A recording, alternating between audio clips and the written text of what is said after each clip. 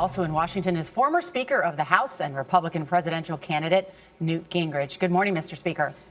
Good morning. Good to be with you. Good to be with you. And you say that fighting over the debt ceiling is a bad idea for congressional Republicans. Why? Because in the end, it's a threat they can't sustain. No one is going to default. No one is going to allow the United States to not pay its bills. No one is going to accept the economic costs. It rallies the entire business community to the president's side. And the fact is, the Republicans have two much better arenas in which to fight over spending. They have a continuing resolution which funds government, which comes up at the end of March, and they have the sequester, which automatically cuts spending unless it's dealt with. On those two fronts, they can fight, and they have much less resistance from the average American, and it's much harder for the president to oppose them. But Speaker Boehner said yesterday that the American people do not support raising the debt ceiling without reducing government spending at the same time. So do you disagree with Speaker Boehner? I think that if you get involved in a head-on fight over the debt ceiling and people begin to ask about defaulting, which is what the consequence is. If the president's truly stubborn, the Congress is truly stubborn, you get a default. At that point, the pressure on the Congress just becomes a dead loser. At that point, all these different groups come together and say, you have to pass this.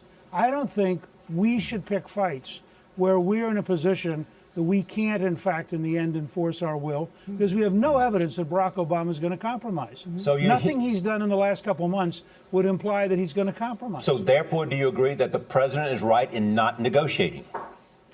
No, I think the president's wrong, but he's a fact. I think this president is deliberately seeking confrontation. I think he's going out of his way to bully the House Republicans. And I think the House Republicans ought to pick the continuing resolution and the sequester, which are places where they are totally within their grounds. They don't have to pay for any of his government. And what should be their position on that? They should offer, say to the president, we will not do what unless you offer spending cuts, or we're going to offer spending cuts and then you can deal with them. I wouldn't ask him to offer spending cuts because he's clearly not going to do it.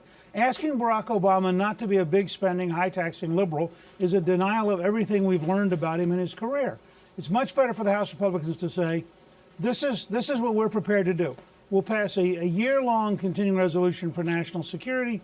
We're going to pass a very short-term continuing resolution for the Department of Labor, the Department of Housing and Urban Development, the Department of the Interior. There are dozens of places you can dramatically change spending without having to get involved in a general crisis over the U.S. debt. Mr. Speaker, I want to get your take on gun control because, as you know, Vice President Biden is going to be delivering some 19 different recommendations to the president. Also, there's some controversy over the fact that the NRA has released a new iTunes app that offers shooting practice and can be for children ages 4 years old plus. What do you think about that? Well, I think it's amazing that we're having all this discussion about gun control. The president's hometown of Chicago is the murder capital of the United States. Over 500 people were killed there last year. Vice President Biden doesn't seem to want to go there. I'm trying to get the House Republicans to hold hearings there.